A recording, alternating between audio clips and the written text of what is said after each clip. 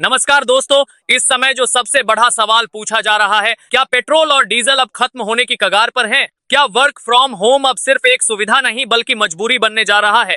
और क्या दुनिया एक बार फिर धीरे धीरे लॉकडाउन जैसे हालात की तरफ बढ़ रही है? ये सवाल अब सिर्फ चर्चा का विषय नहीं रह गए हैं बल्कि आम लोगों की चिंता बन चुके हैं। सोशल मीडिया पर हर तरफ एक ही डर दिखाई दे रहा है, क्या आने वाले दिनों में जिंदगी फिर से रुकने वाली है?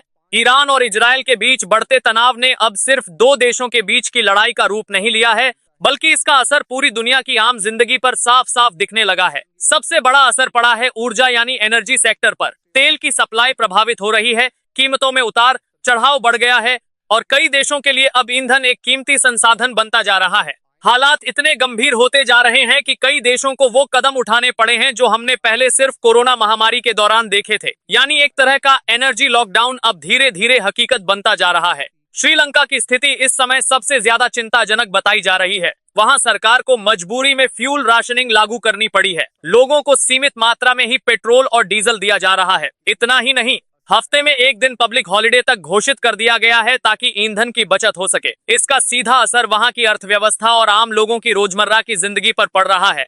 अगर हम बांग्लादेश की बात करें तो वहां भी हालात तेजी से बदल रहे हैं। स्कूल और कॉलेज अब ऑनलाइन मोड में शिफ्ट हो चुके हैं। हर दिन 5 घंटे की बिजली कटौती तय कर दी गई है, जिससे साफ संकेत मिलता है कि ऊर्जा संकट कितना गहरा हो चुका है। कई फैक्ट्रियां बंद पड़ी हैं, जिससे रोजगार पर भी असर पड़ रहा है। पाकिस्तान में भी हालात कुछ अलग नहीं है। सरकार ने फैसला लिया है कि अब सरकारी दफ्तर सिर्फ 4 दिन ही खुलेंगे। आधे कर्मचारी वर्क फ्रॉम होम करेंगे। स्कूल और कॉलेज बंद कर दिए गए हैं और ईंधन आवंटन में 50% तक की कटौती कर दी गई है। यानी वहां की सरकार भी अब हर संभव तरीके से ईंधन बचाने की कोशिश कर रही है।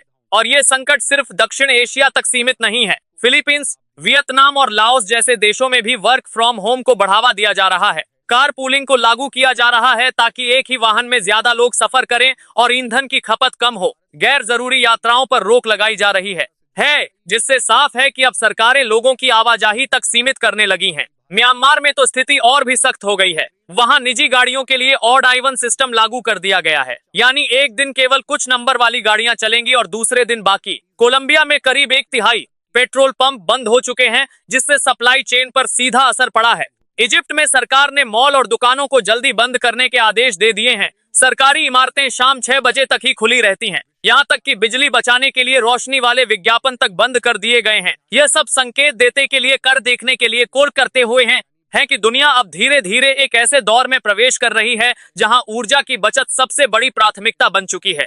और अब न्यूजीलैंड जैसे देश भी हफ्ते में एक दिन कारलेस डे लागू करने पर विचार कर रहे हैं, यानी उस दिन लोग अपनी गाड़ियों का इस्तेमाल नहीं करेंगे। इन सभी घटनाओं को अगर एक साथ देखा जाए तो तस्वीर बिल्कुल साफ नजर आती है। दुनिया धीरे धीरे एक एनर्जी लॉकडाउन की तरफ बढ़ रही है। फर्क सिर्फ इतना है कि इस बार कारण वायरस नहीं बल्कि ऊर्जा संकट और वैश्विक तनाव है। लेकिन इन सबके बीच सबसे बड़ा सवाल ये है कि क्या भारत में भी ऐसा कुछ होने वाला है? सोशल मीडिया पर इन दिनों कई दावे किए जा रहे हैं। कहा जा रहा है कि भारत में पेट्रोल और डीजल की कमी हो सकती है, यहाँ तक कि लॉकडाउन जैसी स्थिति भी बन सकती है। कुछ वीडियो और तस्वीरें वायरल हो रही हैं, जिनमें लोग डिब्बों और बर्तनों में पेट्रोल भरते हुए दिखाई दे रहे हैं।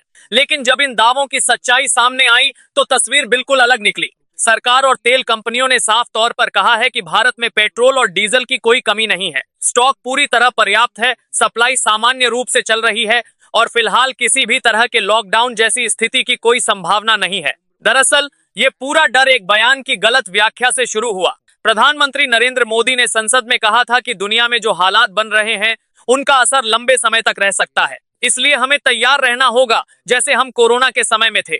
उन्होंने साफ कहा था कि हमें धैर्य, संयम और एकजुटता के साथ इस चुनौती का सामना करना होगा। लेकिन सोशल मीडिया पर इस बयान को तोड़ मरोड़ कर पेश किया गया और इसे लॉकडाउन 2 का संकेत बता दिया गया। यहीं से शुरू हुआ असली खतरा, पैनिक बाइंग। लोग डर के कारण जरूरत से ज्यादा पेट्रोल और डीजल खरीदने लगे। टंकियों, डिब्बों और बर्तनों में ईंधन जमा किया जाने लगा और यही वह स्थिति है जो असली संकट को जन्म देती है। क्योंकि अगर सप्लाई सामान्य हो और लोग जरूरत से ज्यादा खरीदने लगे तो कृत्रिम कमी पैदा हो जाती है।